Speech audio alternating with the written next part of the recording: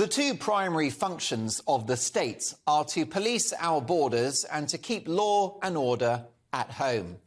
Well, it's clear we're struggling on the former and outright failing on the latter, with just 6% of burglaries, for example, leading to a conviction in England and Wales last year, which is why the next story is symptomatic of the country at the moment. A have-a-go hero who ran two burglars off the road said it was a slap in the face when he was jailed for 2 years whilst they walked free, in part because of their injuries. Adam White was jailed in February for 22 months for causing serious injury by dangerous driving after he ran the would-be burglars off the road, whilst the crooks themselves were spared prison. Speaking to Mail Online, Mr. White revealed how being sentenced was the worst day of his life, and he spoke about his agonising time in prison as well as the impact it continues to have. Well, a friend of mine had a similar experience a couple of years ago.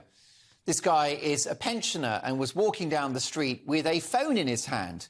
Two scumbags mounted the pavement on a moped and grabbed his hand to get the phone. What they didn't realise is that although my friend is in his 70s, he's ex-SAS. Oh dear, they picked the wrong man. As he physically resisted their efforts, the rider of the motorbike, the young criminal, produced a massive blade. My friend grabbed his arm, twisted it and forcibly detained this young scamp until the police eventually arrived. What was the first thing they did? The police questioned my friend, who's had his life threatened for a mobile phone, and they asked him why he injured the young criminal. It gets worse. This young criminal, whose wrist was broken, tough luck, mate, was released with a caution, and my friend went to court for his so-called attack on someone that threatened to kill him. Rightly, the judge took one look at this case, and he threw it out instantly. But it tells you everything you need to know about our bonkers criminal justice system. Criminals should be afraid to break the law, to steal our possessions and threaten our safety.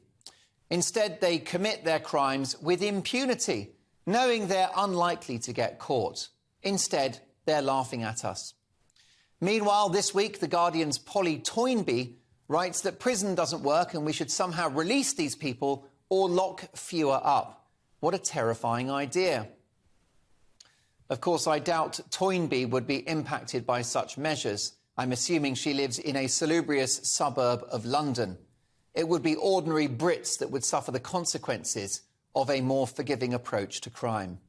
Ordinary Brits who would be afraid to leave their house for fear of being robbed or attacked, if they aren't already.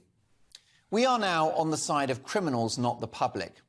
We now have a culture in which you can't put barbed wire on the fence outside your home because anybody trying to break into the house could get injured by it. Well, I say that if you enter my home or my property, you've left your human rights at the door.